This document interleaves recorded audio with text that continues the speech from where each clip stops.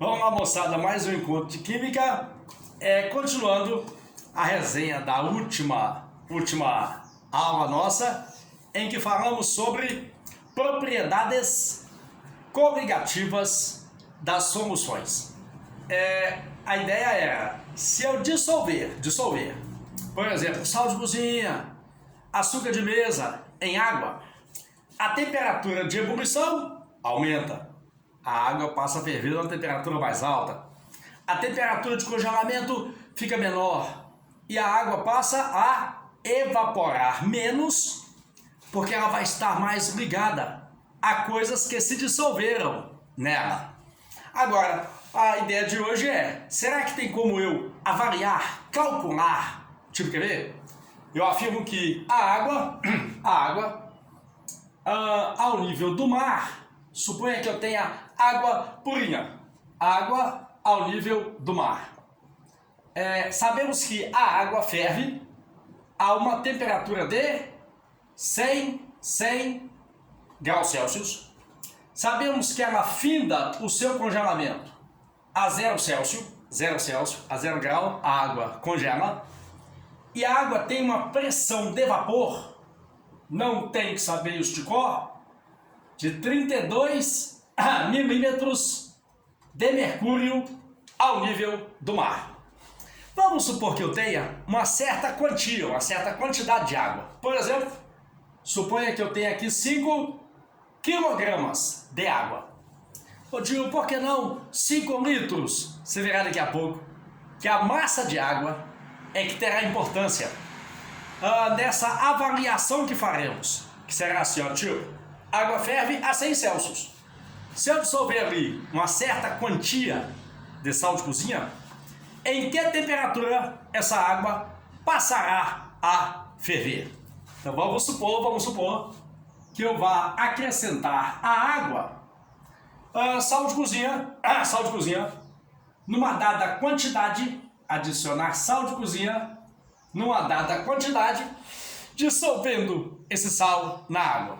Suponha que eu dissolvi na água 234 gramas de sal, preparando, amor, uma solução aquosa de sal de cozinha dissolvida em água nesta concentração. Entende? Eu peguei uma pequena quantidade de sal, dissolvi na água e eu quero agora descobrir em que temperatura essa água com sal voltará a ferver. Em que temperatura essa água com sal irá congelar. E qual será a nova pressão de vapor dessa água? Então a ideia é essa, você descobrir a nova temperatura de ebulição, a nova temperatura de congelamento e a nova pressão de vapor da água. Lembrando que a temperatura de ebulição vai aumentar, a de congelamento diminui e a pressão de vapor também diminui. Haja visto no nosso encontro anterior. Agora o aspecto quantitativo. Será que tem como, Gil, eu fazer essa contaiada? Tem, vamos a ela. Como determinar a nova temperatura de ebulição, por exemplo, da água, onde eu dissolvi sal. Se você pegar a ideia para a temperatura de ebulição, você verá que ela é praticamente a mesma para a temperatura de congelamento e para a pressão de vapor, com uma simples adaptação. Entenda, a variação na temperatura de ebulição de um solvente, quando nele eu acrescento um soluto não volátil, ou seja, uma coisa que não evapora fácil, no caso o sal, dissolvido em água, ela é diretamente proporcional, isso aqui é apenas uma constante de proporcionalidade, à concentração do meio medida em mol por quilograma. O que vem a ser isso? É quantos mols, por exemplo, de sal existem em cada quilograma da água em questão. Tudo isso vezes um fator I de correção. Falo dele daqui a pouco. Fator de Van Hoff. Vê se você entende o que essa expressão quer nos dizer. Quer nos dizer que a mudança, a variação na temperatura de ebulição, ela é diretamente proporcional à concentração. Ou seja, quanto mais coisa eu dissolver na água, sal e ou açúcar, mais a temperatura de ebulição ela vai aumentar. Algo que você pode também evidenciar experimentalmente em casa. Pega a água com sal, uma dada quantidade de sal, põe para ferver, meça o tempo que a água levou até começar a ebulir. No segundo experimento, a mesma quantidade de água, coloque o dobro da quantidade de sal e você verá que essa água com mais sal levará mais tempo para começar a ferver, ou seja, vai ferver numa temperatura mais elevada. Agora vamos à continha. Observe. Então, se eu dissolver 234 gramas de sal em 5 quilogramas de água, essa água passará a ferver em que temperatura? Dado que ela fervia a 100, brincando ao nível do mar. Conjugou comigo? A variação na temperatura de ebulição é uma constante. Essa constante, ela tem que ser dada em prova. Chama constante ebulioscópica ou ebuliométrica. Ela muda para cada tipo de solvente. Eu nem sei de cor para a maioria dos solventes. Eu sei para a água. Eu sei que para a água essa constante ela vale 0,96 graus Celsius para cada mol para cada quilograma. O que isso quer dizer? Para cada mol de coisa que eu dissolvo em 1 quilo de água, a temperatura de ebulição da água sobe. Sobe quanto, Gil? Mais ou menos 1 grau Celsius. 0,96. Reiterando, para cada mol de coisa que eu dissolvo em 1 quilo de água, essa água que fervia a 100 vai ferver acima de 100. Vai ferver a 100,1. Perdão. Vai ferver a 101 graus Celsius. 0,96 está perto de 1. Ela fervia a 100. 100 mais 1, 101. Mas cuidado, isso é função da concentração do meio. Vamos à concentração. A concentração, nesse caso, é medida em mol por quilo. Eu dissolvi na água 234 gramas de sal de cozinha. Sal de cozinha, NaCl. A massa atômica do sódio é 23, a massa atômica do cloro é 35,5. 23 com 35,5 dá 58,5. Aí você monta lá uma proporção, ó. Cada mol de sal, 58 gramas e meio.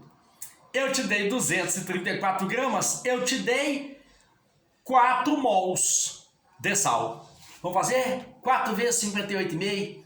Fala a conta aí, pra você ver se não vai dar 234, a menos que eu tenha errado. Façamos. Como é que era mesmo, Gil? Cada 1 mol de sal corresponde a 58 gramas e meio.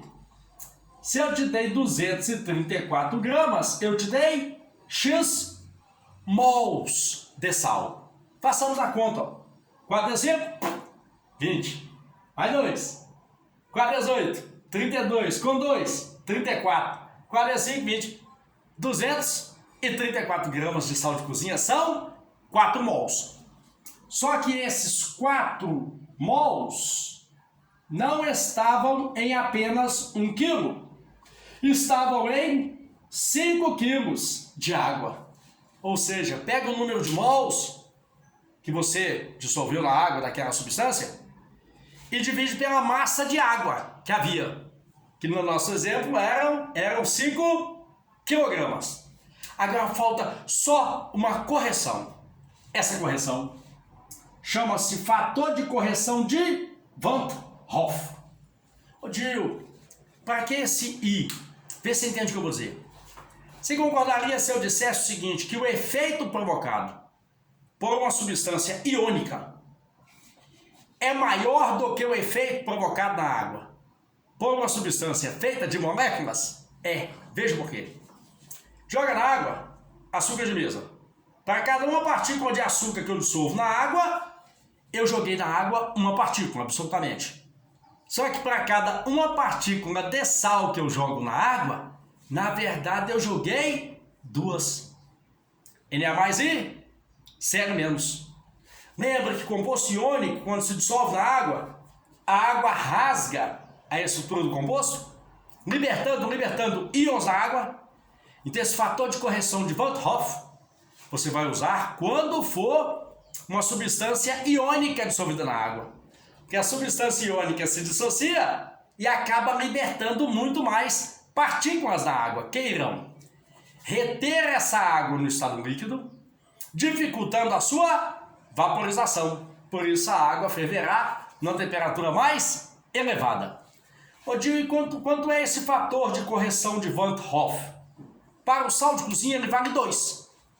Exatamente porque no sal de cozinha eu tenho 2 íons, olha lá, Na+, Cl-, e o sal de cozinha apresenta um grau de dissociação de 100%. Todo sal de cozinha dissolvido na água, ele vai se encontrar dissociado em íons. Na+, e Cl-. Mas professor, e quando o grau de dissociação não for absolutamente 100%? Quando não for 100%, você terá que avaliar esse grau de dissociação da substância em questão. E existe uma forma para isso, que é o fator de correção de Van't Hoff é 1 mais alfa, que multiplica Q menos 1. Esse Qzinho é o número de partículas que a substância, por fórmula, libera na água. Por exemplo, cloreto de magnésio, MgCl2. Se eu dissolver na água, vai dar 1 íon magnésio e 2 íons cloreto. Total 3 íons. O Qzinho será 3. E esse alfa chama-se grau de dissociação da substância química em questão. Ainda veremos em outros capítulos como que eu avalio o grau de dissociação. Tem que saber de qual? Tem não. Eu sei, por exemplo, que sal de cozinha dissocia totalmente em água, 100%.